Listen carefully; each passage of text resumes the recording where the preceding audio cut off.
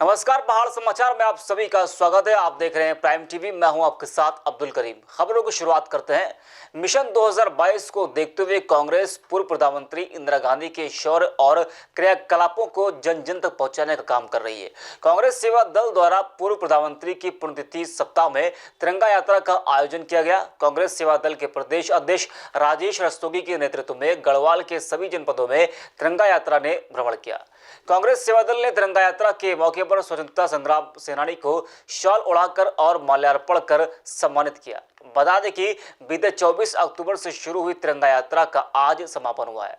पौड़ी से भगवान सिंह की रिपोर्ट। लौह महिला पूर्व प्रधानमंत्री श्रीमती इंदिरा गांधी जी के पुण्यतिथि के सप्ताह में कांग्रेस सेवा दल द्वारा पूरे प्रदेश में तिरंगा यात्रा का आयोजन किया गया, जो एक सप्ताह तक चली। देहरादून से प्रारंभ होकर कोटद्वार में समाप्त हुई। समापन कैप्टन मुरली सिंह रावत जी, जो कि आजाद हिंद फौज के आजाद हिंद फौज में कैप्टन थे, और बड़ा सौभाग्य की बात है कि उनके आवास पर इस तिरंगा यात्रा का समापन किया गया, जिसका उद्देश्य देश की आन बान शान तिरंगा की रक्षा के साथ साथ देश को उन लोगों से बचाना है जो झूठा राष्ट्रवाद देकर, झूठे राष्ट्रवाद का नारा देकर देश को खोखला कर रहे हैं, लोगों को, देश की जनता को गुमराह करने का प्रयास कर रहे हैं। मसूरी में कोल्हू खेत के पास एक युवक का शव छत विच्छेद हालत में बरामद हुआ है। शव को देखते हुए स्थानीय लोगों ने पुलिस को सूचना दी। पुलिस ने घटनास्थल पर पहुंचकर इलाके में घेराबंदी करते हुए शव को जांच के लिए भिजवा दिया है। मसूरी से शुभम गैरोला की रिपोर्ट। अभी ये कोल्हू खेत से पहले एक जो गधेरा है, यहाँ पर पानी भी बह रहा है, उसमें सूचना प्राप्त हुई कि यहाँ पर एक शव पड़ा हुआ है। तो मौके पर पुलिस ने गहरे नज़रिए पर जाके देखा है और फील्ड यूनिट को बुलाया गया। पूरे शव की जेबों तलाश की गई तथा उसके आसपास जेबों तलाश किया गया। अभी तक शव की शिनाख्त नहीं हो पाई है तथा ये देखा जा रहा है कि यह शव काफ़ी पुराना लग रहा है, कम से कम 15-20 दिन से पुराना ये लग रहा है, सड़ गल गया है पूरा।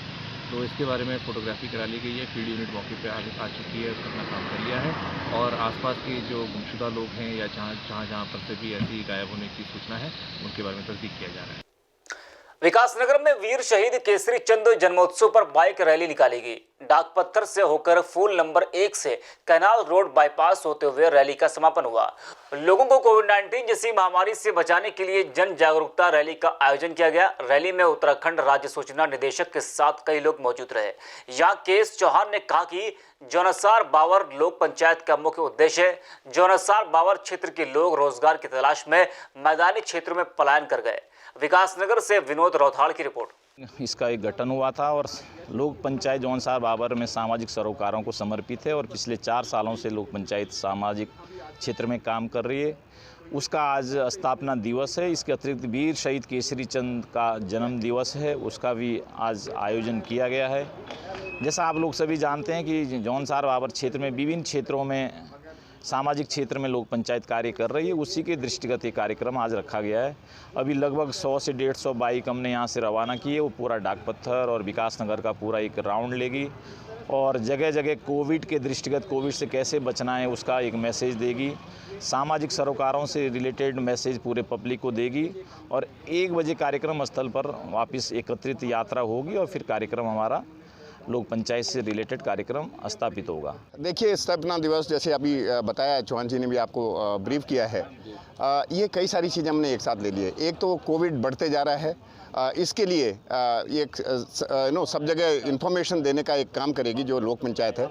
दूसरा, आज 101 जयंती है श्री केसरी चंद जी की, तो दोनों चीज़ें साथ मिलाई। और जो स्थापना दिवस है, हर समय लोक पंचायत जब 4 साल से काम जो कर रहा है इसके ऊपर, उन्होंने कोई ना कोई नया एक सामाजिक विषय उठाकर जिससे कि हर लोग को फ़ायदा हो, इस तरह के विषय को लेके किया है। ये इस समय अभी आप जैसे जानते हो कि आगे बहुत सारे त्यौहार आ रहे हैं और कोविड को बढ़ने की आशंका है सब जगह, तो इन्होंने क्या किया है, एक दोबारा से लोगों को ये सचेत करने के लिए कि अभी बीमारी गई नहीं है, ये खतरनाक बीमारी है। आप सबको अभी भी सावधानी बरतनी जरूरी है और ये त्यौहार से सिर्फ थोड़ी देर पहले ही हो रहा है। अगर आप देखेंगे यूरोप में कम हो गया था, लेकिन लोगों ने जहां सावधानी हटाई, करीब वहाँ बहुत सारे केसेस बढ़ गए, 200 गुना बढ़ गए केसेस। केरला में मैंने जैसे अभी बताया, केरला में ख़त्म हो गया था करीब।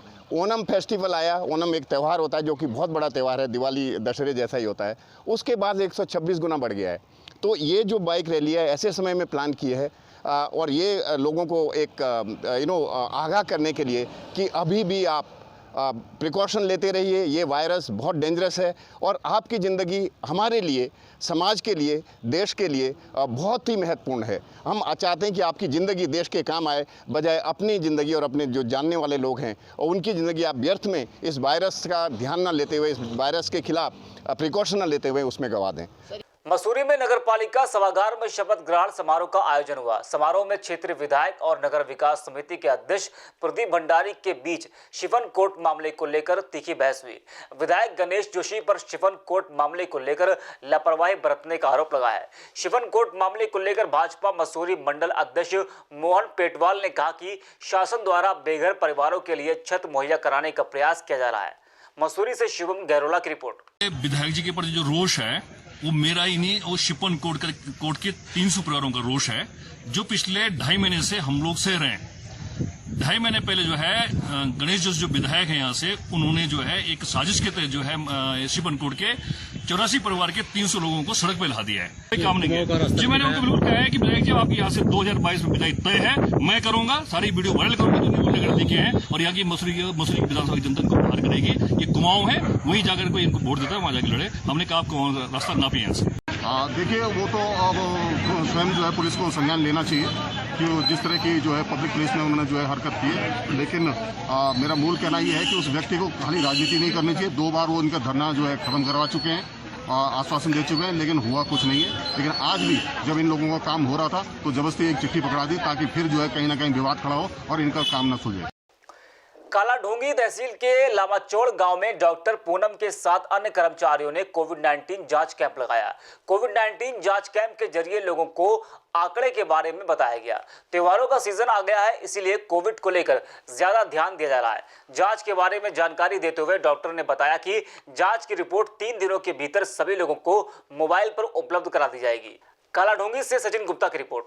हम लोग बेस हॉस्पिटल से आए हैं और यहाँ पे जितने भी यात्री हैं जो भी बस से आ रहे हैं या अपनी इच्छा से जो भी कराना चाहते हैं उन सब की टेस्टिंग कर रहे हैं। यहाँ पे RT-PCR की सुविधा है जिसकी रिपोर्ट 3 दिन बाद आएगी और इनके मैसेजेस भी लोगों के फ़ोन तक पहुँच जाएगी। उनके फ़ोन पे SRF ID आएगी जिसको उन्हें रिपोर्ट करना होगा, जिसको उन्हें लॉगिन करना होगा और उन्हें उनकी रिपोर्ट मिल जाएगी।